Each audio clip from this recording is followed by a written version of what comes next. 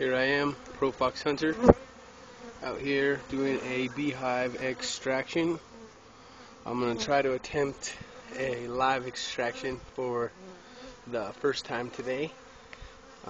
No pesticides have been applied yet, and I see the bees, they're a little stirred up and not too bad. And here you go, first look at the comb here, pulled off a fascia board. And money. There we go.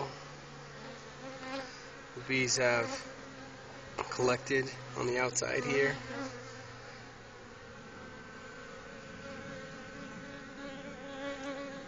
I believe the hive just goes into this one single void here, smaller hive. But I'm going to try to extract it and keep the queen if at all possible.